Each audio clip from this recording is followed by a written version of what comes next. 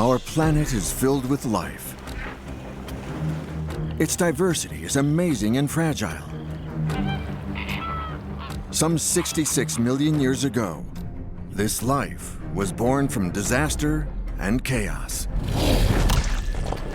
While on land, the giant dinosaurs ruled supreme, from space came a monstrous asteroid to cause one of the worst catastrophes our planet has ever known. This apocalypse wiped out the giant dinosaurs and brought many plants and animals to the verge of extinction. But another world would arise from the ashes. Our world. Unexpected creatures would write this new chapter of life on Earth. Who were these survivors? How did they come to conquer our planet? In a rocky desert in the heart of Colorado, a team of American and French paleontologists, led by Tyler Lyson, has found a treasure trove of plant and animal fossils that tell the story of their ascent. Here in Coral Bluffs, the origin of the modern world is being revealed. Coral Bluffs has the best fossil record for understanding what happened after Earth's last mass extinction. Fossils of mammals, turtles, crocodiles, birds, and plants are the remarkable evidence of how life survived and quickly diversified from the rubble of the dinosaur kingdom. Below that line, we find lots of dinosaur fossils, and above that line, we find no more dinosaur fossils. These exceptional fossils record the coevolution of species in the first million years after the cataclysm caused by the asteroid.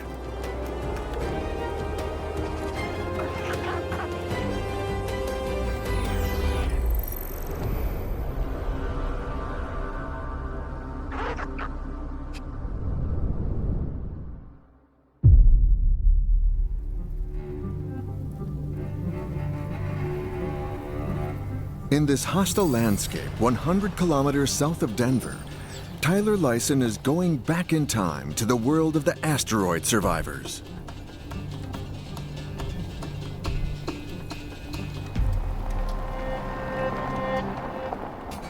After a first successful expedition in 2016, he and his team of fossil hunters are now back in the field searching for new animal and plant species to help reveal the origin of the modern world, our world, the age of mammals. Crania of what? But it's definitely a skull. This is a revolution in the world of paleontology. Never before have so many plant and animal fossils from the period, particularly ones so complete, been identified. Oh, you have some too? Yep. Wow! Among them, the crocodilian Boreolossicus, the turtle Axostemus, the small mammal Mesodma, and last but not least, the bird Asteriornis, found in Europe. I always thought these fossils would be found in some far-flung desert, well away from where I was.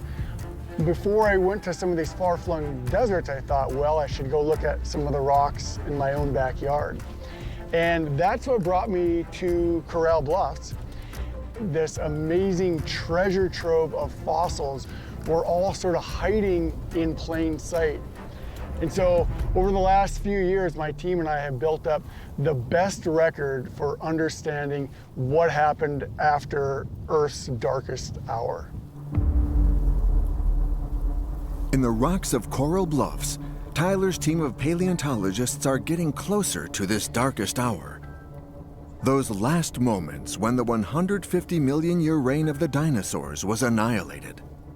When a gigantic 14-kilometer wide asteroid almost twice the size of Mount Everest crashed into Earth.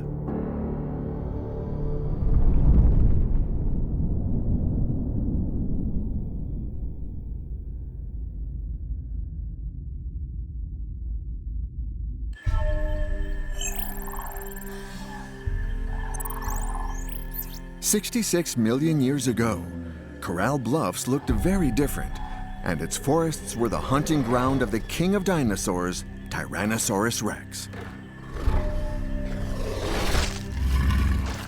This fabled predator stood apart from all other species, so absolute was its reign.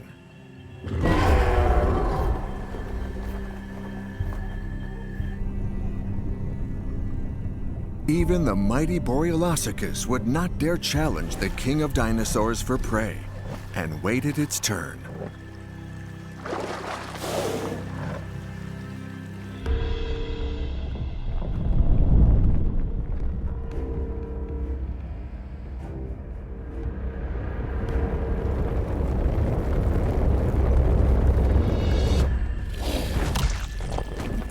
Safe in its absolute rule, T-Rex was blind to the danger that first appeared as a small light in the sky.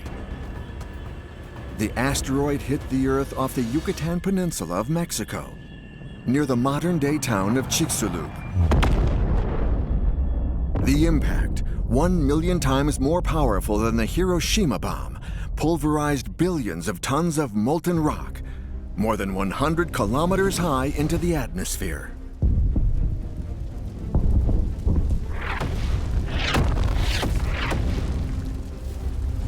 In these lands ravaged by fire, all large creatures were dying.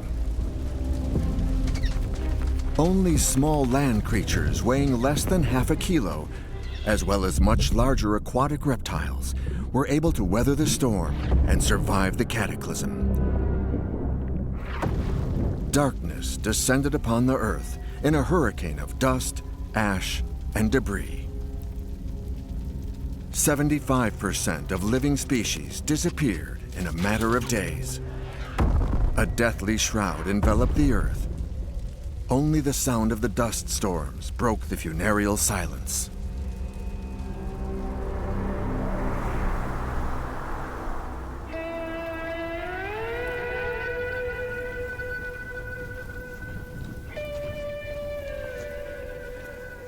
Before the arrival of Tyler Lyson's team, fossil hunters had long been searching for a site that could reveal the days after the cataclysm.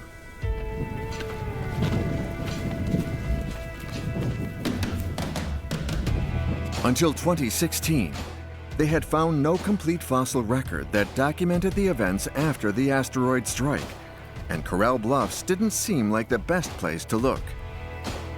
So how did this scientific adventure begin?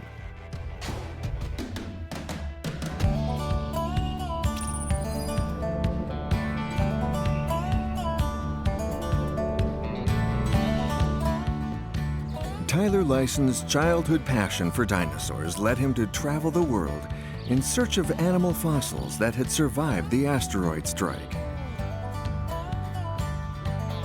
When he arrived at the paleontology department of the Denver Museum of Nature and Science, he pored over the fossils stored in the collection located in the museum's basement, and one discovery caught his eye. This is a partial skull of a mammal called Carciopticus that was found in 2014 by one of our volunteers, Sharon Melito.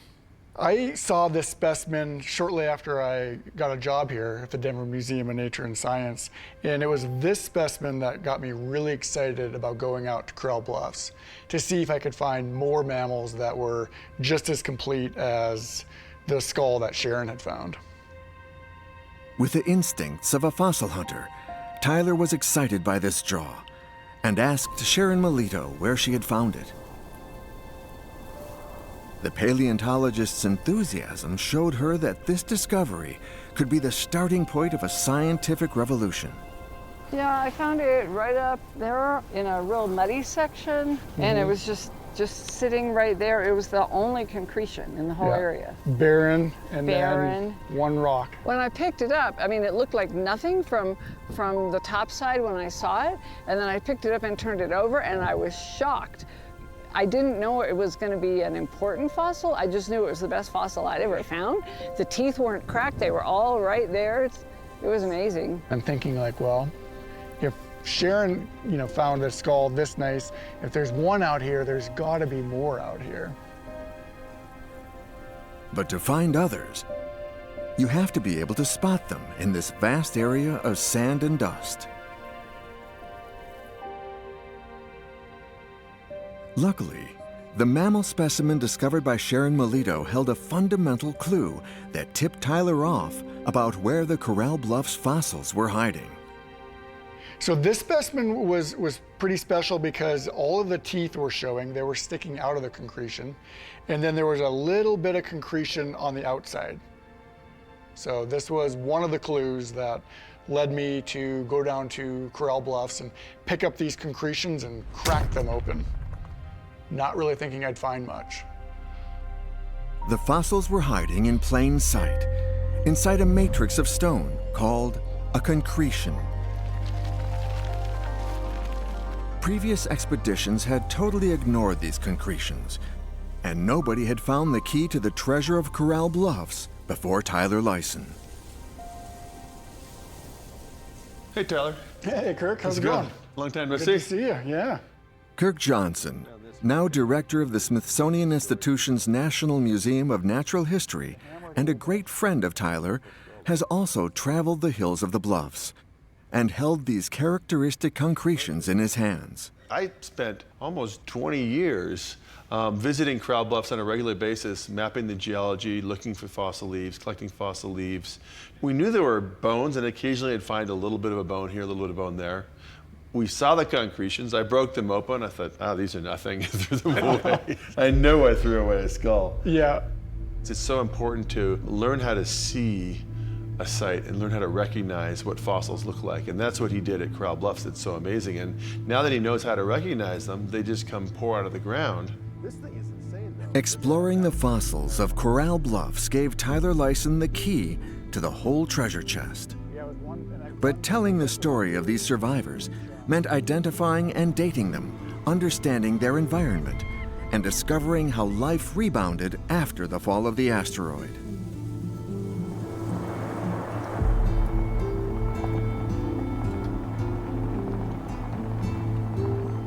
To solve this mystery, the paleontologist has brought together a team of specialists and is on his way to join them.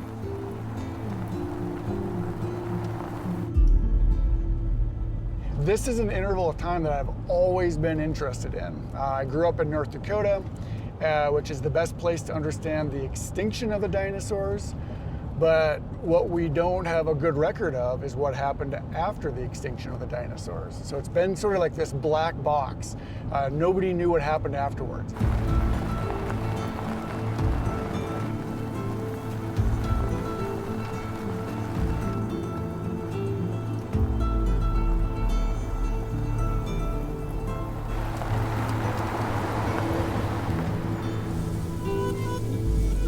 They have already been hard at work for a week in the field, looking for as many clues as possible.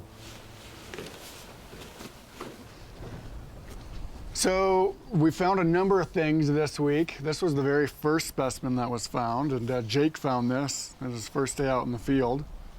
Could be a really, really important one. We found that over here in Skull Valley. And then I picked this one up the other day, and this was in the gully, laying down just like that. And I found a little. As well as unearthing other animal fossils, plant fossils also need to be collected to get a complete picture of the environment and its evolution.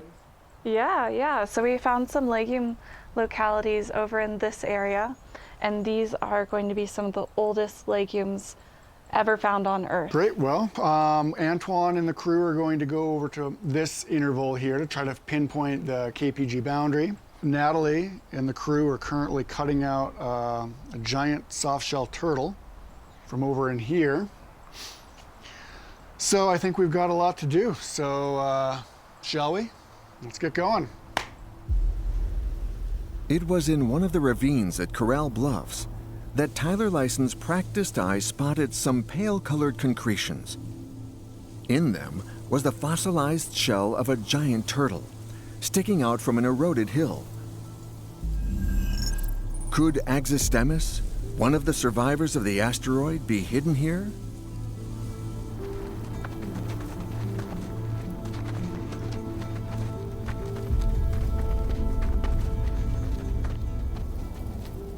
To be sure, it has to be removed from deep in these ravines. Breaking rock means using heavy tools. That's today's mission for Natalie Toth, Jake Wilson, and Tyler. All right, guys. Well, we've arrived at the turtle site. This is a really cool turtle because it's the largest animal that survives the mass extinction. So it has a diameter of about a meter. It would have weighed about 150 kilograms. After 66 million years buried underground, what might be left of this ancestral turtle? The team expects to discover a piece of shell and perhaps a few scattered fragments of bones. Little do they know what this pile of debris has in store for them. It's a tougher excavation,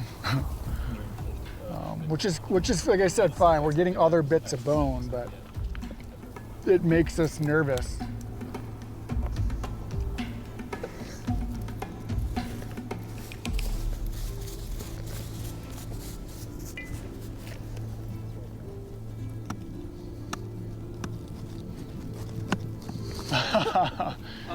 So we have the back of the shell here, back where my brush is. I found parts of the hand right here, and then Natalie just found a small bit of bone right here, which is part of the, I think part of the neck. Where's that piece? And what was really exciting is we found the skull and the lower jaws from this turtle, which was completely unexpected until just a few hours ago. It's hard to recognize the bones because they're completely covered with this concretion. This is the back of the turtle's skull, and there's the tip of the nose, tip of the snout, and it's upside down. And just next to it over here, this is the lower jaw, which is also upside down. So this is the very back points that would attach onto here. And then this is the top or the tip of the lower jaw, which would attach up here. To protect the fossil, Natalie and Jake cover it with burlap soaked in plaster. The plaster jacket protects and holds the precious fossil together while removing it from the ravine.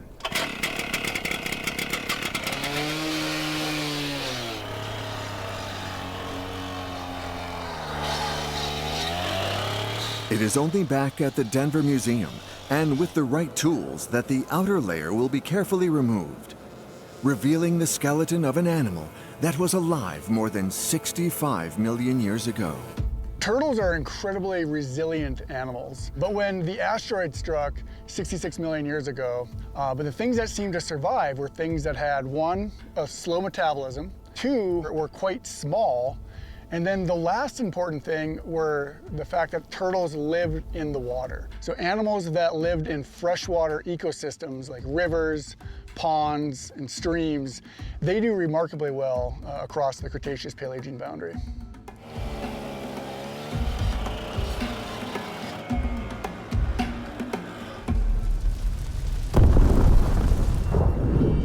The slow metabolism and underwater lifestyle of Axostemis the turtle helped it survive the day of the asteroid impact. And along with a few other survivors, it had to endure almost a decade of nightmarish environmental conditions, which didn't make life easy.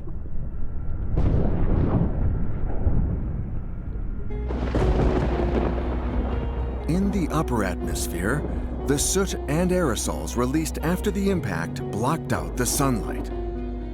For several years, the planet was plunged into darkness, followed by a period of twilight. Photosynthesis was almost impossible for plant life. In North America, more than 50% of plants became extinct. It was in this nuclear winter, when continents and oceans grew colder, that survivors took their first steps on the path to survival.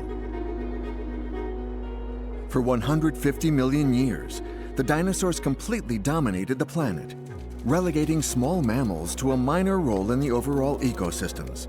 However, it was the smallest of these little-known creatures, like the Mosadma here, who would help repopulate the Earth and give rise to the world we know.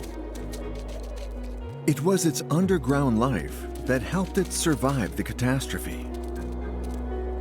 Wary, agile, and quick in the shadow of the giants it feared, it had long led a clandestine life. Now free, darting from burrow to burrow, this might be the very first time that it crossed paths with Axistemis the turtle, who, lurking in the dark waters, posed no threat to this small surviving mammal. Faced with these damaged but resurgent ecosystems, the world now belonged to the Mesotma.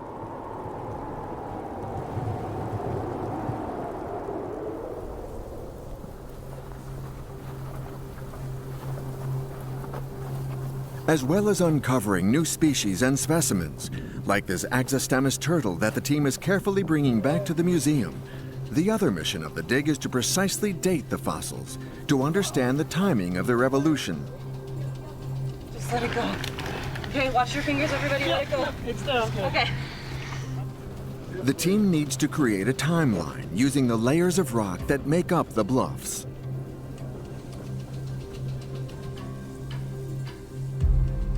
The horizontal layers seen in the hills of the bluffs show the passage of time. Year after year, millennium after millennium, sediment has been deposited in successive layers. This stony layer was formed at the bottom of a river. The river moved over time and left a sandy bank on top of it. Here, a tree has grown on the bank. Then, after the river moved again, the tree was buried. The information in these layers allows the dating of when they were formed. By knowing the date of the layer, scientists can work out the age of the fossils they contain. First, the layer from the time of the asteroid strike has to be identified. It sets the date of 66 million years. It usually contains the dust of a high concentration of iridium from the meteorite which vaporized in the atmosphere at the time of the explosion.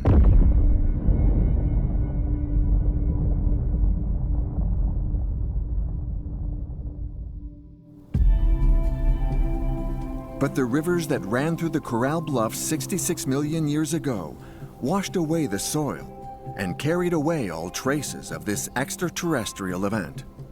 I think this is the asteroid blast. Yeah. Kidding. Tyler has called on French scientist Antoine Berkovici, who is a specialist in plant pollens. Antoine has spent much of his career identifying this layer from many places around the world, like here at the West Bijou site, less than 100 kilometers from Coral Bluffs. There it is. Yeah. It never ceases to amaze me. So down here we've got the age of the dinosaurs, and then above it we've got the age of the mammals. And right here, the biologic reset button. And by putting our finger on this layer, we can do the same all over the world and point that bad day in Earth's history. Yep. To find our way through the depths of the Earth's history, science has created a geological timescale, divided first into eras. It then subdivides into periods. Dinosaurs ruled the Earth during the Secondary Era, now called the Mesozoic Era, mainly in two periods, the Jurassic and the Cretaceous. The asteroid impact 66 million years ago put an end to that rule and is the beginning of the Tertiary Era, or Cenozoic Era, whose first period is called the Paleogene. Man did not appear until 66 million years later, during the Quaternary period. This layer containing meteorite dust, iridium, marks the end of the Cretaceous period, the last of the dinosaurs' world, and the beginning of the Paleogene period, the first of the birth of our world, the world dominated by mammals. Scientists call this transition the KPG boundary, for Cretaceous-Paleogene boundary. In West Bijou, Tyler has taken Antoine to sample this layer for its pollens, to have a reference when analyzing the KPG boundary at Coral Bluffs. Ici, je suis en train d'échantillonner cette coupe de West Bijou pour étudier les successions de spores et de pollen fossiles. Donc je prélève des échantillons de roches, centimètre par centimètre, pour voir justement où est le niveau d'extinction. 66 million years ago, just before the asteroid struck, West Bijou was a stagnant swamp. The iridium dust from the asteroid floated in the atmosphere and eventually settled in the swamp in a thin layer. But there's more. The spores of ferns, fungi, and plant pollen were also carried on the wind and mixed with the sediment. For a paleontologist like Antoine, this layer is incredibly rich in information. On peut la voir ici, sous la forme de ce niveau blanchâtre. Et donc on va pouvoir échantillonner et comparer les flores qui sont en dessous et les flores qui sont au-dessus et voir le niveau d'extinction. À Coral Bluffs, on n'a pas la limite Crétacé-Tertiaire directement visible. Donc on va utiliser des microfossiles, les spores et les pollens, pour essayer de la trouver, car il y a une extinction des plantes au niveau de la limite Crétacé-Tertiaire. Et donc certains types de plantes disparaissent. By revealing this layer marking the extinction of plants, Antoine Bercovici, even without the help of iridium, can locate the prized KPG boundary, the first mark on the timescale hidden in the hills of the Coral Bluffs. Loaded up with samples. I'm carrying them all. All right. Let's go back. Onward. To create this geological timescale and determine the age of the fossils, other time markers have to be found. Geologist Ken Weissenberger uses another tool to date the age of rocks: paleomagnetism. The Earth's core is made of ferrous metal, making it a gigantic magnet. But throughout its history, the direction of these magnetic currents has reversed many times. Scientists have dated each of these reversals and created a timeline of these changes. In Coral Bluffs, Ken Weissenberger has been tirelessly collecting samples for paleomagnetic analysis to determine where in the rock record the magnetic inversions occur. Here we have some sandstone with some black bands of magnetite that is a natural magnet, and we have this magnetite in all the rocks in Coral Bluffs. Each piece of rock keeps a trace of these inversions, essential information. And magnetite is very excellent for recording the compass direction at the time that that sediment was deposited. And it makes it very efficient for us to sample here and take samples into the laboratory and to unlock that magnetic signal from 65 million years ago. In the rock record at Coral Bluffs, geologists have found two magnetic inversions that frame the first million years after the asteroid impact. Yeah, so Jake, right below that green bush, we have one of the paleomagnetic reversals out here. We know that right there, the rocks are roughly 300,000 years after the extinction of the dinosaurs. So helps date all the fossils out here. Yeah. A final step will allow them to precisely date the fossils: a high-resolution digital elevation model of Coral Bluffs, as well as the GPS location of the fossils. To do this, a map of the geological layers needs to be drawn up. By logging a GPS position of a fossil collected on this map, paleontologists will be able to determine its age to the nearest 10,000 years. But how do you map out such a large area in high resolution? Hey, Mark. Hey, Tyler. Good to see you. Good to see you. Matt. Good to see you again. The team and I, we've been working the bluffs just behind you here, and we found some really incredible vertebrate and plant localities there. Would love it if you guys could do some drone work so we could get better age estimates for those fossils. Yeah, we'll be able to fly the drone and get some great data. My crew and I, we can help set down some ground control, and then we'll let you guys get to work, huh? The discoveries of Tyler Lyson's team have created a lot of interest. Mark Bauer and Matthew Burgess of the United States Geological Survey, USGS, have decided to lend him a hand. They are capable of making a relief map of the outcrop with an accuracy of up to 1/10 of a centimeter, thanks to the use of a drone equipped with a topographic laser radar, also known as LiDAR. First step for the geographers is to put the markers on the ground. This arrow point will allow us to tie our imagery to the ground. We just set this point here, press this button, we let it run. At the end of the day, we'll pick these up. Maybe you can help us by distributing these throughout the area. Well, let's go lay them down. Whoa. One last check before the flight. The wind might affect the mission. This is currently 13 with gusts of 30. We're just on the edge here, but everything else looks good. Yes, we're going to have to. But Mark and Matthew decide to go ahead with takeoff. Okay, arming. Okay, taking off.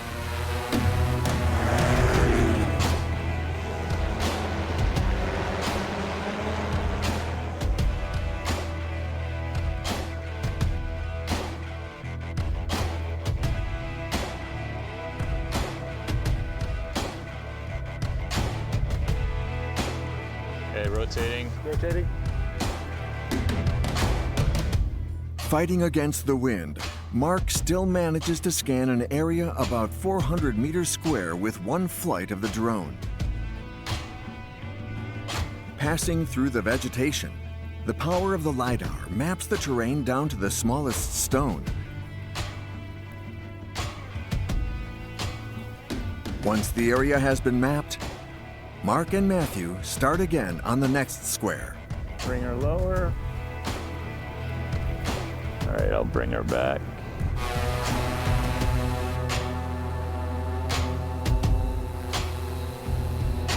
It will take several days of work to record the entire 28 square kilometers of the Coral Bluffs field area.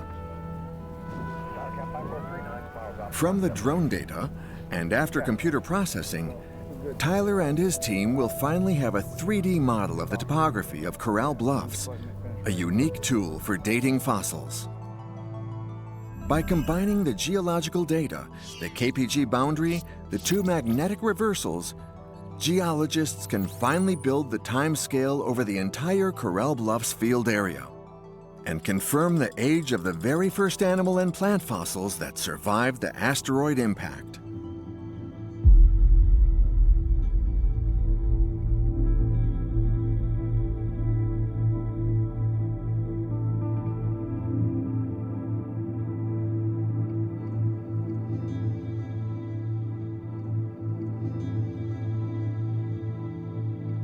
Thanks to the GPS data, Tyler can date this concretion, which contains a mammal skull, to just over 300,000 years after the impact. Every year, when it rains or after the winter thaw, these concretions erode out of the hills behind me, and they roll down, and after a new rain, we're able to pick up new concretions, in some cases find extraordinary fossils inside. He still has to determine which animal is hidden in this mineral concretionary tomb. Only once the concretion is removed will this fossil reveal its secrets.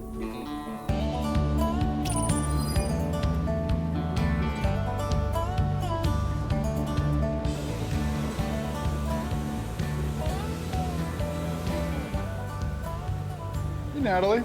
Hi. So here's the skull that we found, Wow. and I was wondering if we could get it in the prep queue. Holy cow, the exposed bone looks really nice. Yeah. What's the game plan? So I think I'll start by peeling back this over the top of the skull, expose the nice smooth bone, probably to get rid of this little part of the concretion. Work on the teeth last.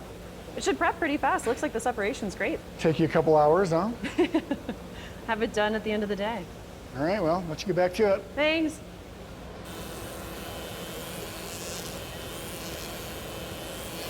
While waiting for the fossil to return from the pre-lab, Tyler takes the opportunity to analyze the extraordinary remains of these amazing fossil animals. A fabulous menagerie, first unearthed in 2016 and enriched with new species and specimens with each digging campaign.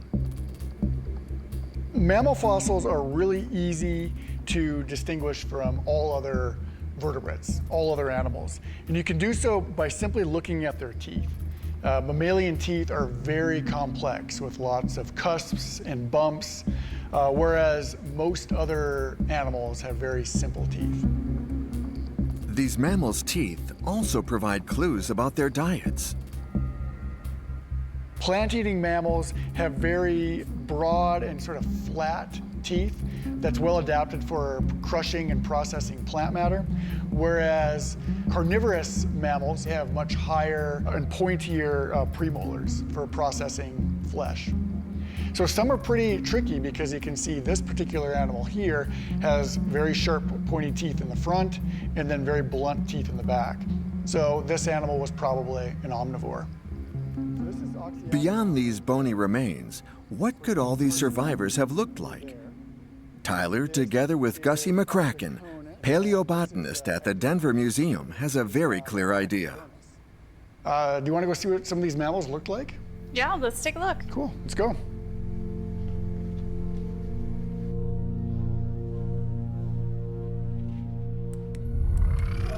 This is a relief map of our field area at Coral Bluffs, and you can see all the valleys and the hills. Wow, this is our field area. And this line represents the KPG boundary at 66 million years ago when the asteroid hit the Earth. Yeah, this line marks the dinosaur world from the world after, the world that eventually gave rise to us, humans. So below that line, we find lots of dinosaur fossils, and above that line, we find no more dinosaur fossils. All of these markers represent the fossils that we've been finding. All of the plants and the animals. Exactly. This is one of the mammals that survives the mass extinction 66 million years ago. It's tough to tell who it is based on a tooth. Yeah, it is tough to recognize, but this fossil tooth belongs to an animal called Mesodma. And this is what it looks like. Sort of looks like a mouse. Yeah, it actually belongs to a group of animals called the multituberculates. And multituberculates go extinct about 35 million years ago. And Mesodma was about 20 centimeters long and weighed just a few dozen grams. Other multituberculates have been found in burrows, and Mesodma may have been a burrowing mammal as well. And another thing, Mesodma likely ate dead plants and seeds. So by burrowing and being an omnivore, that's probably how Mesodma survived the KPG. Unlike other animals that are specialists that only eat one thing and have a higher chance of going extinct. So is this the mammal lineage from which humans arose? No, we're descended from another group of mammals called the Plesiadapiforms. The earliest known Plesiadapiform is an animal called Purgatorius, who was first found in Montana at a locality called Purgatory Hill, where it thrived in the immediate aftermath of the extinction of the dinosaurs. Here's a tooth of Purgatorius, and this is the lineage that eventually gave rise to us, humans. So what did Purgatorius look like? Well, here it is. That doesn't look like a primate yet. It looks more like a squirrel with a long tail. Yeah, it likely lived in trees and was omnivorous. The group quickly spread throughout the world and eventually gave rise to us, Homo sapiens, some 66 million years later.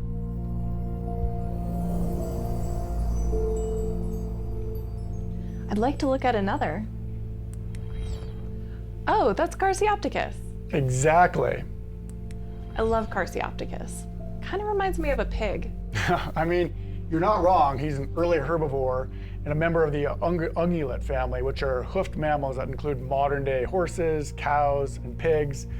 Carciopticus appears some 300,000 years after the asteroid impact. Interesting. That's when we see forests bouncing back, and that includes the doubling of diversity for the walnut family, which includes pecan. I wonder if these early mammals were eating these high nutrient dense new plants. I mean, Carciopticus is so much larger than Mesodma. Definitely. Carciopticus is about the size of a small modern pig, about 35 to 40 kilograms. You know, with all of these new fossil discoveries at Coral Bluffs, it's telling quite a story. I wonder what Ornella is discovering studying the brain cases of these early fossil mammals. Indeed, I'm really curious to see what she's discovered. To find out more about the success of these early mammals, Tyler Lyson has called on Ornella Bertrand, a researcher at the University of Edinburgh in Scotland, who specializes in the brains of these animals. For the first time, and thanks to the site at Coral Bluffs, she now has many skulls dating from the first million years after the fall of the asteroid.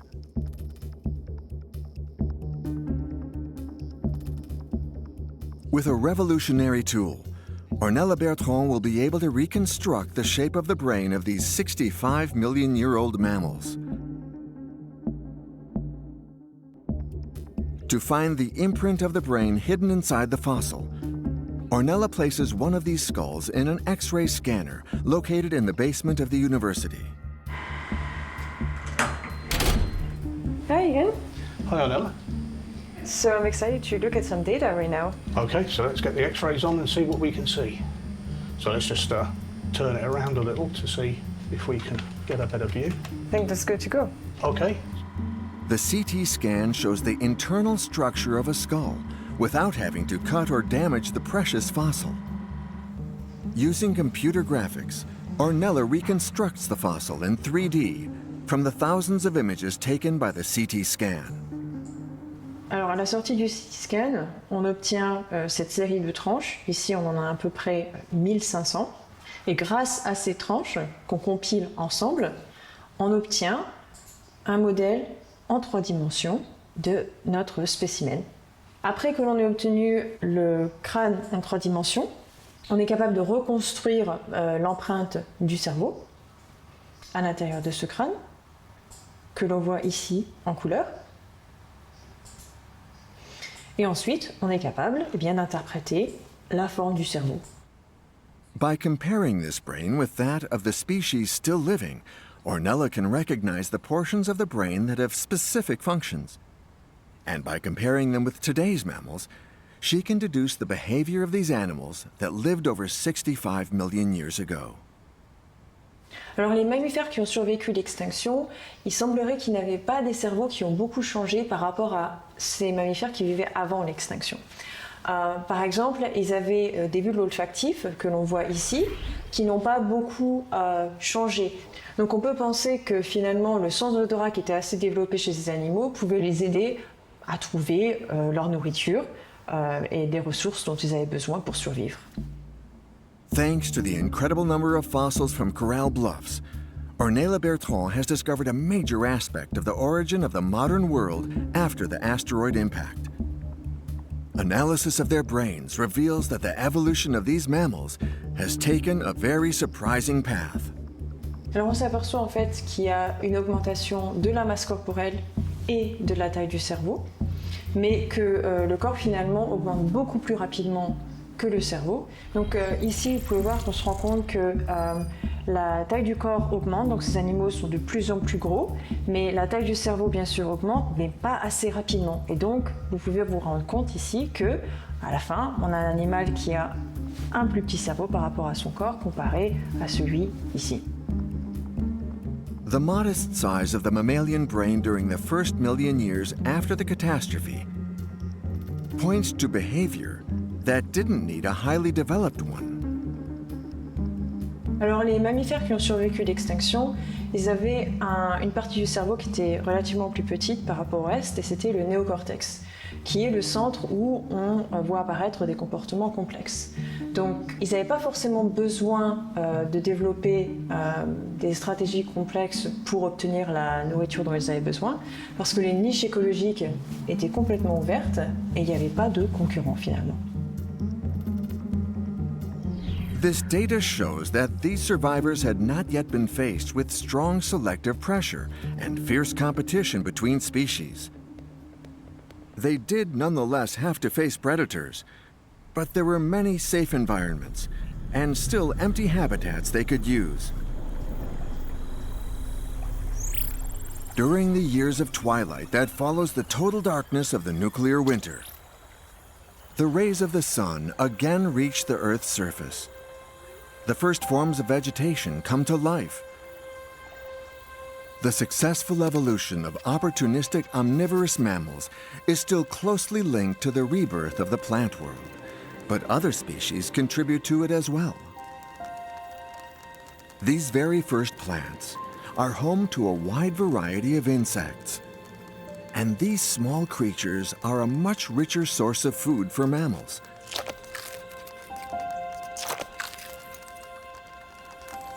Thanks to this protein-rich food, they'll start to increase in size. The plants will also become stronger alongside the animals. Which plants survived? And how did they develop during the first million years after the asteroid? A question that is key to understanding the global mechanism of the renewal of life.